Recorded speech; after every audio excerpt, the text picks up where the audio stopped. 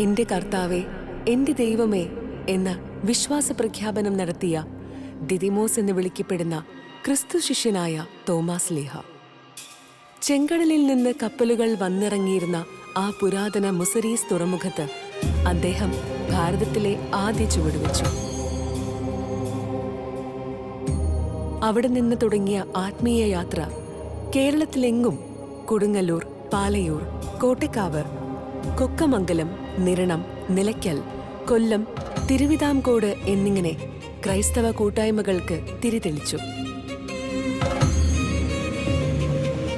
20 വർഷത്തെ തന്റെ പ്രേഷിത ദൗത്യത്തിനൊടുവിൽ തോമാസ് ലീഹ ചേരരാജ്യത്തിലെ മൈലാപ്പൂരിൽ വെച്ച് AD 72 രക്തസാക്ഷിത്വം വരിച്ചു. ആ മരണത്തിന്റെ ഓർമ്മ ദിനമാണ് ജൂലൈ 3 ദുഃഖ്രാന. കേരള മണ്ണിൽ സുവിശേഷത്തിന്റെ ആദ്യ വിത്തുകൾ വിതച്ച വിശുദ്ധ തോമാസ് ലീഹായുടെ പാദസ്പർശമേറ്റ 7 പള്ളികളിലൂടെ വിശ്വാസത്തിന്റെ ചരിത്രം തേടി ഒരു ആത്മീയ യാത്ര, തീർത്ഥയാത്ര.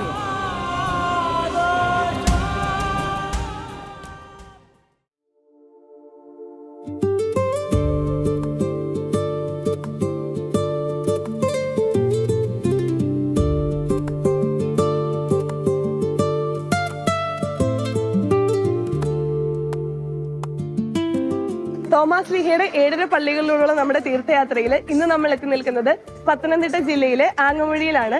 ഇവിടെ നിന്നാണ് നമ്മൾ തോമാസ് ലീഹ സ്ഥാപിച്ച നിലയ്ക്കൽ പള്ളിയിലേക്ക് പോകുന്നത്. അപ്പോൾ ഇന്നത്തെ നമ്മുടെ യാത്രയിൽ അന്നച്ചേച്ചിക്ക് പകരം എന്നോടൊപ്പം ഉള്ളത് ക്രിസ്റ്റിയാണ്.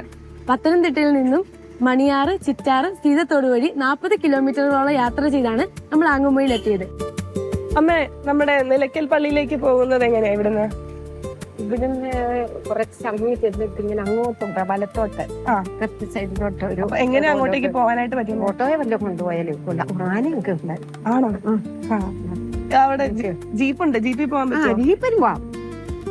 ചേട്ടാ, നിലയ്ക്കൽ പള്ളിയിലേക്ക് പോവോ? അവിടെ വരെ കൊണ്ടുവിടാം, കുഴപ്പമില്ല.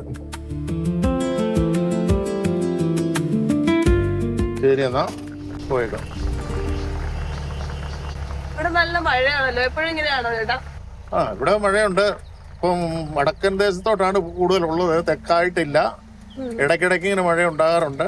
ചേട്ടാ, നമുക്ക് ഇവിടുന്ന് പള്ളിയിലേക്ക് എത്ര ദൂരം ഉണ്ടാവും? ഇതിപ്പോ ഒരു ഓഫ് റോഡ് പോലെ തന്നെയാണ്, കുണ്ടും കുഴിയും കയറ്റവും. നല്ല കയറ്റമാണ്, അങ്ങോട്ട് ഇങ്ങോട്ട് ഇറക്കവുമാണ്. മഴ നല്ലതായിട്ട് പെയ്ത് കഴിഞ്ഞാൽ നമുക്ക് അങ്ങോട്ടും ഇങ്ങോട്ടും കടക്കാൻ ബുദ്ധിമുട്ടുണ്ട്.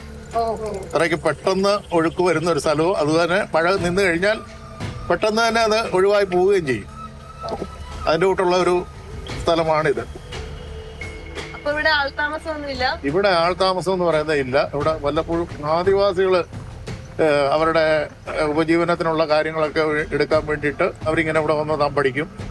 അത് അവരുടെ ഒരു പ്രാവശ്യത്തെ ഇത് തീർന്നു കഴിഞ്ഞാൽ അടുത്ത സ്ഥലങ്ങളിലേക്ക് അവർ പോകും. ഇവിടെ കാട്ടുമൃഗങ്ങളൊക്കെ ഉള്ള സ്ഥലങ്ങളാണ്. ആന ഉണ്ടെങ്കിൽ കൊണ്ട് ഇതുപോലെ ഇങ്ങനെ ഈറ്റയൊക്കെ ഓടിച്ച് വഴിയിലൊക്കെ ഇങ്ങനെ ഇടും. അതൊക്കെ കണ്ടു കഴിഞ്ഞാൽ നമുക്കറിയാം. ആനപ്പിണ്ടത്തിന്റെ കളറ് നല്ല പച്ചയാണെങ്കിൽ അത് അടുത്ത ദിവസങ്ങളിലുള്ളതാ. ഇവിടെ വെച്ചാണ് ഞാൻ കഴിഞ്ഞ ദിവസം പുലിയൊക്കെ ആ പാറയിൽ കണ്ടോ, ഒരു പാറ കണ്ടില്ലേ? അവിടെ കിടക്കായിരുന്നു. അതിനെ അവിടെ വെച്ച് ഞാൻ കണ്ടത്.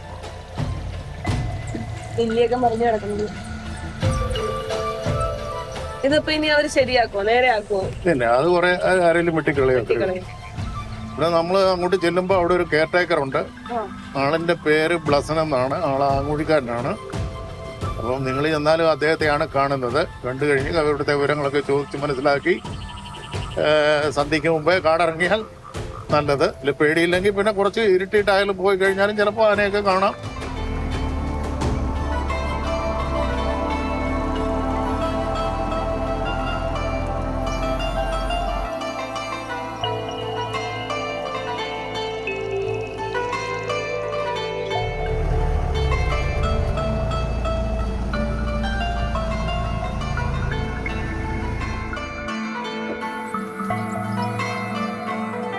താങ്ക് യു ചേട്ടാ, വളരെ നല്ല യാത്രയായിരുന്നു. Thank you. നമ്മൾ മഴയത്തായി ഇങ്ങോട്ട് പോകുന്നെങ്കിൽ ഇവിടെ വന്നപ്പോഴത്തേക്കും മഴയൊക്കെ കഴിഞ്ഞു. ഇപ്പൊ ഇവിടുത്തെ ആൾ ഇവിടെ ഉണ്ട്. അവർ ബാക്കി കാര്യങ്ങളൊക്കെ ഡീറ്റെയിൽസ് ആയിട്ട് പറഞ്ഞു തരും. Okay bye. ഓ, ഇതാണല്ലേ തോമാസ് ലീഹ സ്ഥാപിച്ച കാടിനുള്ളിലെ നിലയ്ക്കൽ ദേവാലയം? അതെ, നമ്മുടെ ഡെസ്റ്റിനേഷനിൽ നമ്മളെത്തി.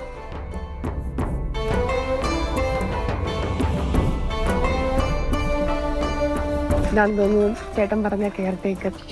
നമസ്കാരം ചേട്ടാ. നമസ്കാരം. നമ്മൾ തോമസ് ലീഗ സ്ഥാപിച്ച 7 പള്ളികളുടെ ഒരു യാത്രയുടെ ഭാഗമായിട്ടാണ് നിലയ്ക്കൽ ദേവാലയത്തിൽ എത്തിയത്. നമുക്ക് പള്ളിയിലേക്ക് കയറാം. ഓക്കെ. തോമസ് ലീഹ ഏഴരപ്പള്ളി സ്ഥാപിച്ച ഒരു പള്ളിയാണ്. ഇത് ഒരു എക്കുമെനിക്കൽ ദേവാലയമാണെന്ന് നിങ്ങൾക്ക് അറിയാമോ? അതെ അതെ അറിയാം. നമ്മള് പള്ളിയെ കുറിച്ച് പഠിച്ചപ്പോൾ അറിയായിരുന്നു. ആനയും പുലിയും കാട്ടുപോത്തും കരടിയും ഒക്കെ ഉള്ള സ്ഥലമാണിത്. കഴിഞ്ഞ ദിവസം ആന വന്ന് കുത്തിയ സ്ഥലമാണ്. ആ മാവെ നോക്കിയാൽ കാണാൻ പറ്റും. ആ മാവിൻ്റെ തൊലികൾ പോയിരിക്കുന്ന കാണാം. ആ തെങ്ങ വന്നിടിച്ച് തെങ്ങിൻ്റെ തൊലികളൊക്കെ പോയിരിക്കുന്നത് കാണാൻ പറ്റും. അപ്പൊ ചേട്ടൻ ഇവിടെ ഒറ്റയ്ക്കാണോ? ഞാൻ ഒറ്റയ്ക്കാണ്. ഇവിടെ എല്ലാ സഭകളുടെയും കുർബാനകളുണ്ട്. അച്ഛന്മാരുടെ സെമിനാറുകൾ, യൂത്തിൻ്റെ ക്യാമ്പുകളൊക്കെ നടക്കുന്ന സ്ഥലമാണ്. നമുക്ക് ദേവാലയത്തിനുള്ളിലേക്ക് കയറി ബാക്കി കാര്യങ്ങൾ സംസാരിക്കാം.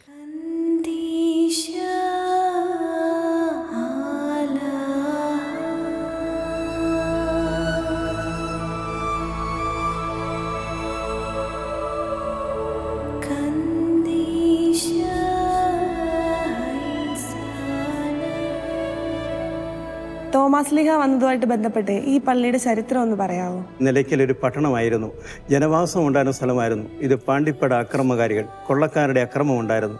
മനുഷ്യന് ജീവിക്കാൻ പറ്റാത്ത ഒരു കാലഘട്ടമായിരുന്നു. വക്രപ്പൊലി, പെരുമ്പാറ്റ, അങ്ങനെയുള്ള ക്ഷുദ്രജീവികളുടെ ഉപദ്രവം കാരണം ഇവിടെ താമസിക്കാൻ പറ്റാത്ത ഒരു സ്ഥലമായിരുന്നു. അങ്ങനെ ഇവിടുന്ന് പലായനം ചെയ്ത് കാഞ്ഞിരപ്പള്ളി, നെരണം ഇങ്ങനെ സ്ഥലത്തേക്ക് കുടിയേറി പാർത്തു. പിന്നെ ഇത് വനമായി പോയി. ഫാമിൻ കോർപ്പറേഷൻ വക 100 ഏക്കർ സ്ഥലം പാട്ടപ്പുരയിടത്തിന് കൃഷിക്ക് വേണ്ടി കൊടുത്തു, കരിമ്പിൻ കൃഷിക്ക് വേണ്ടി. അത് തെളിച്ചു ചെല്ലുമ്പോഴാണ് പള്ളിയുടെ അവശിഷ്ടങ്ങൾ കണ്ടുകിട്ടുകയും ക്രിസ്തീയ സഭകൾ എല്ലാവരും ഒന്നിച്ചുകൂടി അവിടെ പള്ളി വേണമെന്ന് തീരുമാനമെടുക്കുകയും ചെയ്തു.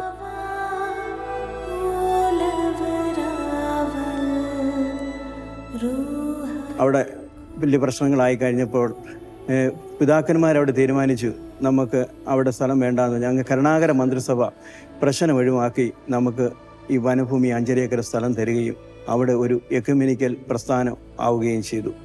എല്ലാ പിതാക്കന്മാരുമുള്ള ഒരു ട്രസ്റ്റാണ് കാര്യങ്ങൾ ചെയ്യുന്നത്. മലങ്കര സഭ, സീറോ മലബാർ സഭ, ലത്തീൻ സഭ, മർത്തോമ സഭ, ജ്ഞാനായ സഭ, എല്ലാ സഭകളും ഉള്ള പിതാക്കന്മാരുടെ ഉള്ള ട്രസ്റ്റാണ് കാര്യങ്ങൾ ഇപ്പോൾ നടത്തി വരുന്നത്. തോമസ് ലീഹ ഇങ്ങോട്ടേക്ക് എങ്ങനെയാണ് എത്തിച്ചേർന്നത്? തോമസ് ലീഹ തീരദേശങ്ങളിൽ കൂടിയാണ് ഏറ്റവും പ്രേക്ഷിത പ്രവർത്തികൾ ചെയ്തിരുന്നത്. ഈ കടൽ തീരങ്ങളിൽ കഴിഞ്ഞാൽ പിന്നെ നമ്മുടെ പമ്പയോടടുത്ത് വനപ്രദേശത്ത് വന്നത് ഈ ഭാഗത്ത് മാത്രമാണ്. ഇവിടെ ഒരു നിലയ്ക്കൽ ഒരു പട്ടണം തന്നെയായിരുന്നു. ഇവിടെ വാണിജ്യ കേന്ദ്രം തന്നെയായിരുന്നു. ഇവിടെ ഒരുപാട് ജനങ്ങൾ തിങ്ങിപ്പാർക്കുന്ന ഒരു സ്ഥലമായിരുന്നു. അവരോട് സുവിശേഷം അറിയിക്കാനും അങ്ങനെ സുവിശേഷം അറിയിച്ച് ഇവിടെ ഒരു ദേവാലയം പണിയപ്പെടുകയും ചെയ്തു.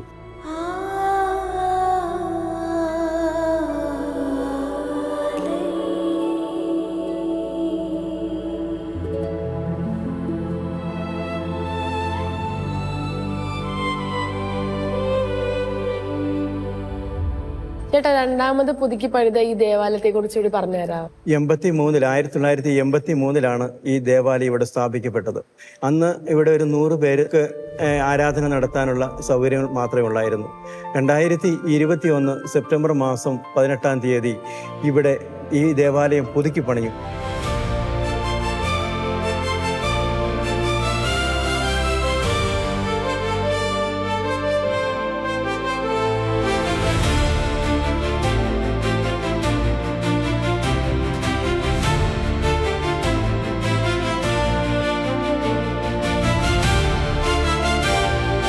ക്യാമ്പുകൾ നടത്താനുള്ള സൗകര്യങ്ങൾ, ആരാധന നടത്താനുള്ള സൗകര്യങ്ങൾ, നമുക്ക് 40 റൂം തന്നെ ഇവിടെയുണ്ട് താമസിക്കാനുള്ള സൗകര്യങ്ങൾ. ഒരു ഡയലോഗ് സെൻ്ററുണ്ട്, ഒരു റിട്രീറ്റ് സെൻ്ററുണ്ട്.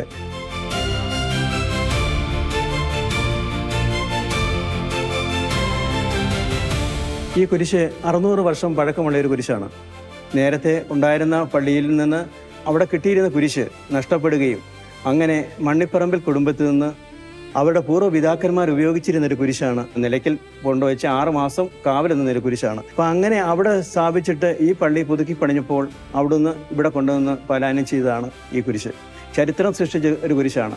ഈ കുരിശിനെ വണങ്ങി പല ആൾക്കാരും ഇവിടെ വന്ന് പ്രാർത്ഥിച്ച് അനുഗ്രഹം പ്രാപിച്ചു പോകുന്ന ഒരു സ്ഥലമാണ്. കൂടുതൽ കാര്യങ്ങൾ നമുക്ക് ഡയറക്ടർ അച്ഛനോട് ചോദിക്കാം. നമുക്ക് അച്ഛൻ്റെ അടുത്തേക്ക് പോകാം.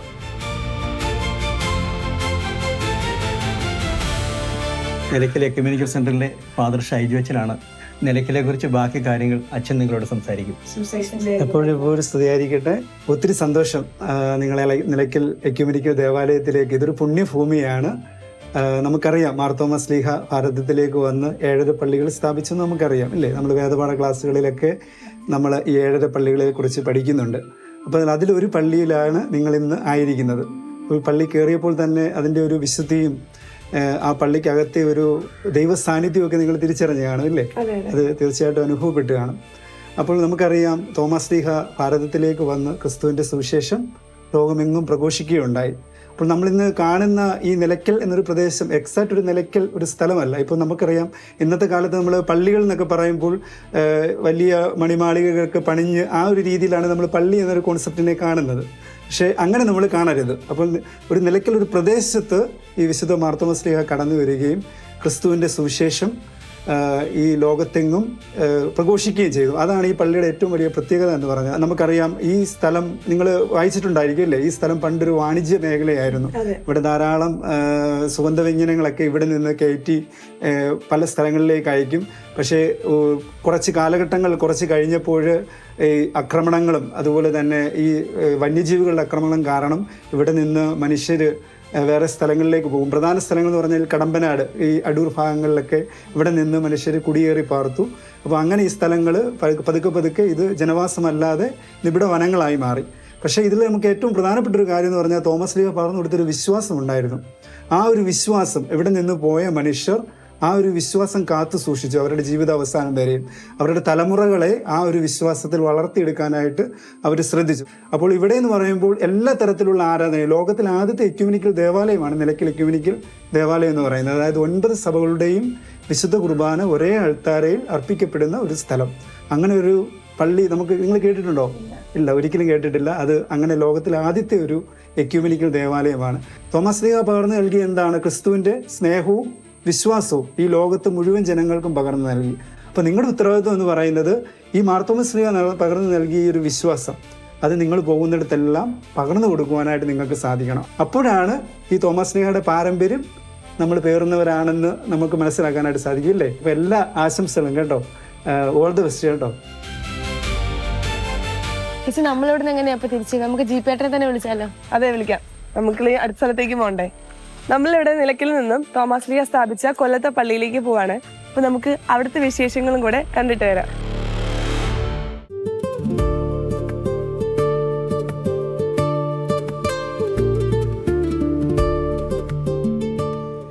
അങ്ങളെ തോമസ് ലീഹയുടെ കൊല്ലത്തെ പള്ളി ഇവിടെ അടുത്താണോ? ഇവിടെ അടുത്താണ്. പള്ളിയുടെ ചരിത്രങ്ങളെ കുറിച്ച് എല്ലാം അറിയാവുന്നത്? ചരിത്രം അറിയത്തില്ല, അത് അറിയാൻ വേണ്ടിട്ട് വന്നതാ. ശരിയാ, പള്ളി തോമസ് ലീഹയുടെ പള്ളിയാണ് കാണുന്നത്.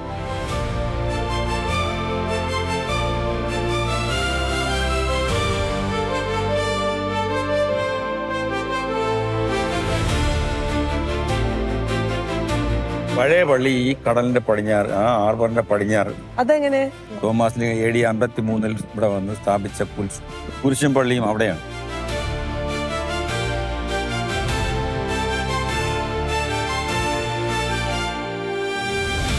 അവിടെ നിന്ന് കടൽ ഏറ്റം ഉണ്ടായപ്പോൾ അവിടെ അതിൻ്റെ അനുവാദിയുമായിട്ടാണ് ഞങ്ങളിവിടെ ഓർമ്മയ്ക്കാണ് ഈ പള്ളി സ്ഥാപിച്ചത്.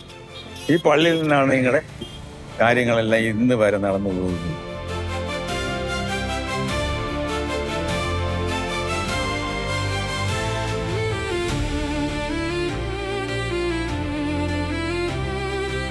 തോമസ് ലീഹ എപ്പോഴാ കൊല്ലത്ത് വന്നത്? AD 53 കൊല്ലത്ത് വന്നു. എന്തൊക്കെയാ തോമസ് ലീഹ കൊല്ലത്ത് വന്ന് ഇവിടെ വന്നു ആ കാലത്ത് ഒരു കുട്ടിയെ, മരിച്ചുപോയ ഒരു കുട്ടിയെ ഉയർപ്പിച്ചു. ആദ്യത്തെ ഒരനുഭവം. രണ്ടാമത് ഒരു തടി കടലിൽ കൂടെ ഒഴുകി വന്നു അത് പിടിച്ചെടുത്ത് ഒരു ദേവാലയം ഉണ്ടാക്കി. ആ ദേവാലയം ആണ് ആദ്യം കുരിശും പള്ളിയുമായിട്ടുണ്ടാക്കിയ ദേവാലയമാണ് ഇന്ന് കടലിൻ്റെ അടിയിൽ അവിടെ ആ ഭാഗത്ത് ഇരിക്കുന്നത്. അതിനുശേഷമാണ് ഞങ്ങൾ ഈ പള്ളി, ആ കാലത്തുള്ള ആൾക്കാർ ഈ പള്ളി അതിൻ്റെ അനുഭവമായിട്ടാണ് സ്ഥാപിച്ചത്. റംബാംപാട്ടിലൊക്കെ നമ്മൾ കൊല്ലത്തെ ദേവാലയത്തെ പറ്റി പറഞ്ഞിട്ടുണ്ടല്ലേ? പറഞ്ഞിട്ടുണ്ട്. 1400ഓളം പേരെ മാമോദീസ മുക്കി തോമസ് ലീഹ ഇവിടെ വന്നിട്ട് എല്ലാവരെയും ക്രിസ്ത്യാനികളാക്കി. അതിനുശേഷമാണ് തോമസ് ലീഹ ഇവിടെ നിന്ന് തമിഴ്നാട്ടിലേക്ക് പലായനം ചെയ്യുന്നത്. ഈ പള്ളിയെക്കുറിച്ച് വേറൊരു ചരിത്രമാണ്. മാതാവിൻ്റെ ദേവാലയം എന്നാണ് അറിയപ്പെടുന്നത്, കാണിക്ക മാതാ ദേവാലയം. നാവികർ കപ്പൽ വഴി വന്നപ്പോൾ അവർക്ക് അപകടം ഉണ്ടായ സമയത്ത് അവർ രക്ഷപ്പെടുന്നത് ഈ പള്ളിയുടെ മുമ്പിൽ വന്ന ആ ഭാഗത്ത് വന്നപ്പോഴാണ്. അങ്ങനെ അവരുടെ ഒരു കാണിക്കയായിട്ട് അങ്ങനെയാണ് കാണിക്ക മാതാ രൂപം സ്ഥാപിച്ചു. പള്ളി അന്ന് മുതൽ അറിയപ്പെടുന്നത് കാണിക്ക മാതാ ദേവാലയം എന്നാണ്. മനസ്സിലായി? സെന്റ് തോമസ് വെട്ടിയ പള്ളിയാണെങ്കിലും മാതാവിൻ്റെ പേരിലാണ് ഇപ്പോഴും അറിയപ്പെടുന്നത്.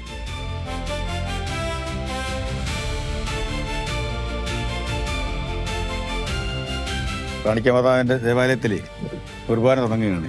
നമുക്ക് കുർബാനയിലേക്ക് പങ്കെടുക്കാം.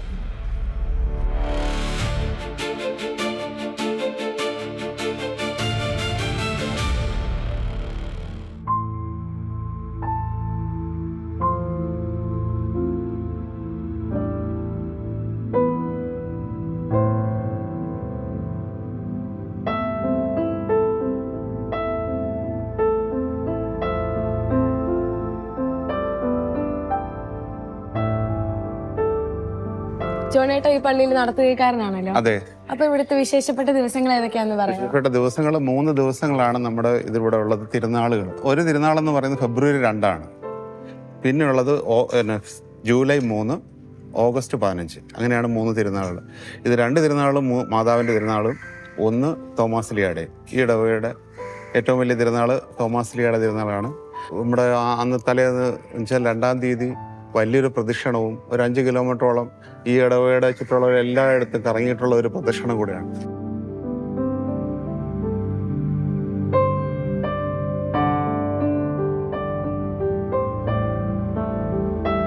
ഈ തിരുനാളുകളെല്ലാം തന്നെ നമ്മുടെ ദിവസങ്ങൾ ഈ ഡേറ്റ് മാറാറില്ല.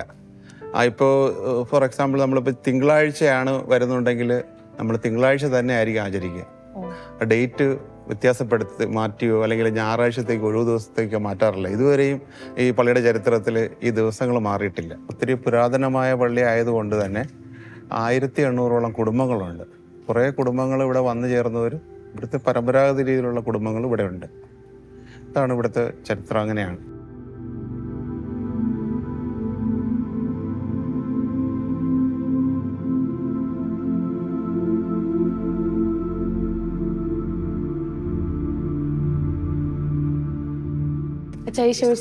എപ്പോഴും സ്വീകരിക്കട്ടെ. അച്ഛൻ, ഞങ്ങൾ ഈ പള്ളിയിലേക്ക് 7 പള്ളികളെ കുറിച്ചുള്ള ഒരു തീർത്ഥയാത്രയുടെ ഭാഗമായിട്ട് വന്നതായിരുന്നു. സ്വാഗതം.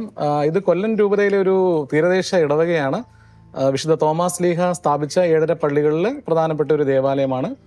നിങ്ങൾ ദേവാലയത്തിൻ്റെ ഉള്ളിൽ പ്രവേശിച്ച് നമുക്കിതിനെക്കുറിച്ച് വിശദമായിട്ട് സംസാരിക്കാം. വിശുദ്ധന്റെ തിരുശേഷിപ്പ് നമുക്കിവിടെ ഉണ്ട്. 1958 പുണ്യസ്മരണാർഹനായ ഞങ്ങളുടെ തദ്ദേശീയ മെത്രാൻ, ആദ്യത്തെ പ്രഥമ തദ്ദേശീയ മെത്രാൻ ജെറോം പിതാവ് തിരുശേഷിപ്പ് ഇവിടെ സ്ഥാപിച്ചത്.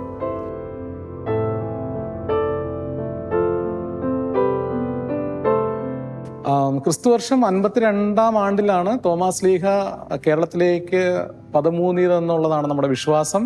അദ്ദേഹം സ്ഥാപിച്ച 7 പള്ളികളെ കുറിച്ച് നിങ്ങൾക്ക് അറിയാം. ഇപ്പോൾ ഏകദേശം വിശദമായിട്ട് നിങ്ങളത് മനസ്സിലാക്കിയിട്ടുണ്ടാകും. അപ്പോൾ ഇവിടെ 52-നും 72-നും ഇടയ്ക്കുള്ള സമയത്താണ് തോമാസ് ലീഹ ഇവിടെ വന്നിട്ടുണ്ടായിരുന്നത്. അപ്പോൾ ആ സമയത്ത് തന്നെ ഇവിടെ ഒരു സമൂഹം ഉണ്ടായിരുന്നു. ഇതൊരു പോർട്ട് സിറ്റി ആയതുകൊണ്ട് ഒരുപാട് പലവ്യഞ്ജനങ്ങളും സുഗന്ധവ്യഞ്ജനങ്ങളും മറ്റ് പല കാര്യങ്ങളും ഒക്കെ ഇവിടെ അതിൻ്റെ ഒരു ബിസിനസ് ഉണ്ടായിരുന്നത് കൊണ്ട് ഒരുപാട് ജനങ്ങൾ പാർത്തിരുന്നൊരു സ്ഥലമാണ്. അപ്പം അതുകൊണ്ട് ഭാഷ ഒരു പ്രശ്നമായിരുന്നില്ല എന്നാണ് ചരിത്ര അഭിമതം. മറ്റ് സാംസ്കാരികപരമായ കാര്യങ്ങളിലൊക്കെ അത്യാവശ്യം ഉയർന്നുന്ന ഒരു സമൂഹമായിരുന്നു എന്നാണ്.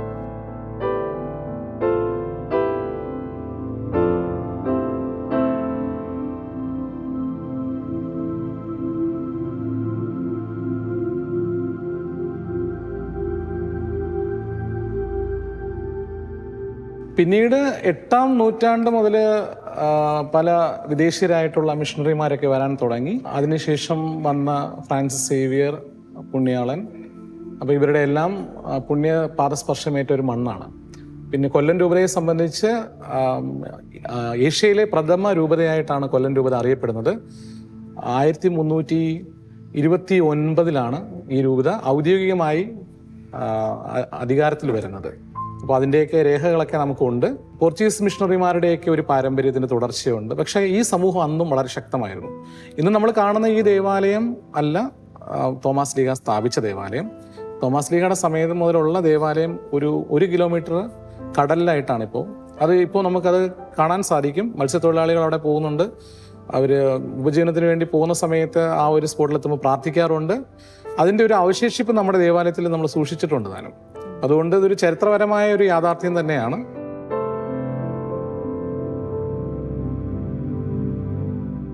റംബാം പാട്ടുണ്ട്. അതായത് നമുക്ക് സഭയിൽ നമ്മൾ വളരെ ഔദ്യോഗികമായും അംഗീകരിച്ചിട്ടുള്ള ഒരു ചരിത്രപരമായിട്ടുള്ള ഒരു കാര്യമാണ്. അപ്പം അതിലും കൊല്ലത്തെക്കുറിച്ച് പറയുന്നുണ്ട്.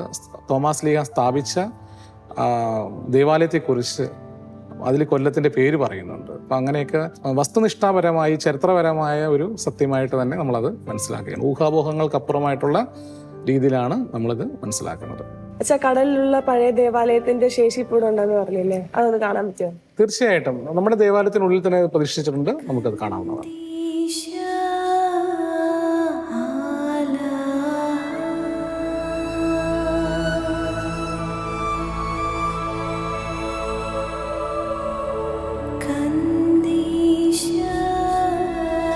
ഇതാണ് ഞാൻ പറഞ്ഞ പഴയ ദേവാലയം, തോമാസ് ലീഹ സ്ഥാപിച്ച പഴയ ദേവാലയത്തിന്റെ അവശേഷിപ്പായിട്ട് നമ്മൾ കടലിൽ നിന്നും എടുത്തിട്ടുള്ള ഒരു ഭാഗം. ഇപ്പോഴും മത്സ്യത്തൊഴിലാളികൾ അതുവഴി പോകുന്ന സമയത്ത് അവർക്ക് ആ കൃത്യം സ്പോട്ട് ചെയ്യാൻ പറ്റുന്നുണ്ട്. ആ സ്ഥലം അറിയാം അവർക്ക്. അവിടെ നിന്ന് അവർ അവിടെ ചെന്നൊന്ന് പ്രാർത്ഥിക്കാറുണ്ട്. അതുപോലെ തന്നെ നല്ല ആഴത്തിലാണിത്. ചില സമയത്ത് വേലിയിറക്കവും വേലിയേറ്റവുമായിട്ട് ബന്ധപ്പെട്ട് അവർക്ക് അതിനെക്കുറിച്ച് അറിയാം. അപ്പോൾ ആ സമയത്ത് അവർ അതിൻ്റെ ഒരു ചെറിയ രീതിയിൽ അത് കാണാറുണ്ടെന്നും പറയാറുണ്ട്.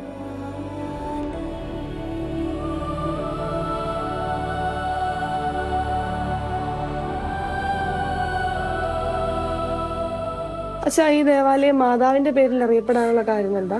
മധ്യനൂറ്റാണ്ട് കാലഘട്ടം മുതലാണ് ഒരു എസ്റ്റാബ്ലിഷ്ഡ് ആയിട്ടുള്ള ഒരു ദേവാലയമായിട്ട് കൊല്ലം രൂപതയിലെ പല ദേവാലയങ്ങളും വരുന്നത്. പ്രത്യേകിച്ച് 14-ാം നൂറ്റാണ്ട് മുതലാണ്. അപ്പോൾ ആ സമയം മുതൽ ഒട്ടുമിക്ക ദേവാലയങ്ങൾക്കും മാതാവിൻ്റെ പേരാണ് നൽകപ്പെട്ടത്.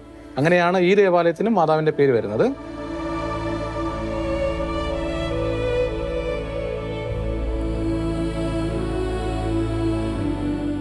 തോമാസ് ലീഹ സ്ഥാപിച്ച 7.5 പള്ളികൾ എന്ന രീതിയിൽ വളരെ പ്രശസ്തമായ ഒരു ദേവാലയം ആയതുകൊണ്ട് ഒരുപാട് തീർത്ഥാടകർ ഇവിടേക്ക് വരാറുണ്ട്.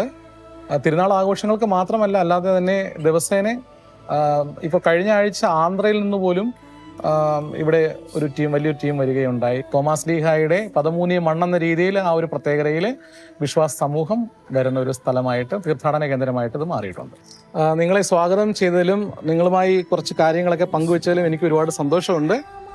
തോമാസ് ലീഹയുടെ ആധ്യാത്മികത ഒരുപാട് ശിശു സഹജമായ സംശയത്തോടു കൂടി ചോദ്യങ്ങൾ ചോദിച്ച ഒരു വ്യക്തിയായിട്ട് തോമാസ് ലീഹയെ നമ്മൾ മനസ്സിലാക്കും. പക്ഷേ എൻ്റെ കർത്താവേ, എൻ്റെ ദൈവമേ എന്നുള്ള വിശ്വാസ സംഹിതയിലൂടെ ഇതാണ് വിശ്വാസം എന്ന് തലമുറകൾക്കിപ്പുറം നിന്നുകൊണ്ട് നമുക്ക് ധ്യാനിക്കാൻ പറ്റുന്ന രീതിയിലുള്ള ഒരു വലിയ പ്രചോദനം. അതുകൊണ്ടാണ് നമുക്ക് ഈ തോമാസ് ലീഹയോട് ഇത്ര ഒരു സ്നേഹവും അതുപോലെ തന്നെ ആദരവും ഒക്കെ ഉള്ളത്.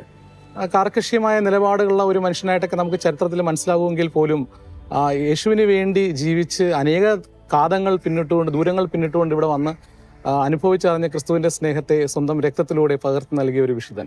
ഈ വിശുദ്ധൻ നടന്നു നീങ്ങിയ വഴിയിലൂടെ നിങ്ങൾ സഞ്ചരിച്ചുകൊണ്ടിരിക്കുകയാണ്. അതിലൊരുപാട് സന്തോഷം. ഇപ്പോഴത്തെ തലമുറ നമ്മുടെ ഈ ക്രൈസ്തവ വിശ്വാസ പാരമ്പര്യത്തെക്കുറിച്ച് പഠിക്കുന്നതിലും അതിനെക്കുറിച്ച് മനസ്സിലാക്കാൻ ആഗ്രഹിക്കുന്നതിലും അത് കാണുന്നതിൽ ഒരുപാട് സന്തോഷമുണ്ട്. നിങ്ങൾ ഈ കൊല്ലം രൂപതയിൽ പോർട്ടുകൊല്ലം ഇടവയിലേക്ക് വന്നതിൽ വളരെ സന്തോഷം. നമ്മുടെ ഈ പൂർവ്വ പിതാവായ സെന്റ് തോമസ് പകർന്നു നൽകിയ വിശ്വാസം നമ്മളെല്ലാവരെയും സംരക്ഷിക്കട്ടെ. കൂടുതൽ ക്രിസ്തുവുമായി ചേർന്ന് നിൽക്കാനായിട്ട് നമുക്ക് പ്രചോദനം നൽകട്ടെ. ദൈവം നിങ്ങളെ അനുഗ്രഹിക്കട്ടെ.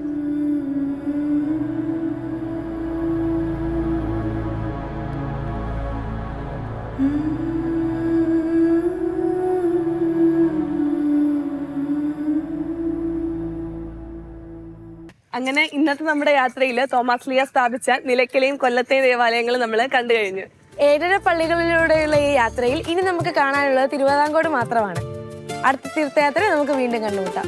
ഭാരത മക്കൾക്ക് പുതുജീവനേകുവാനാ വിശ്വാസദീപം തെളിച്ചവനേ, ഭാരത മക്കൾക്ക് പുതുജീവനേകുവാനാ വിശ്വാസദീപം തെളിച്ചവനേ, അനന്തമാം സ്നേഹം തൊട്ടറിഞ്ഞവൻ നീ, ആ സ്നേഹ ചൈതന്യം പകർന്നിടണേ. അനന്തമാം സ്നേഹം തൊട്ടറിഞ്ഞവൻ നീ, ആ സ്നേഹ ചൈതന്യം പകർന്നിടണേ. ഭാരത മക്കൾക്ക് പുതുജീവനേകുവാൻ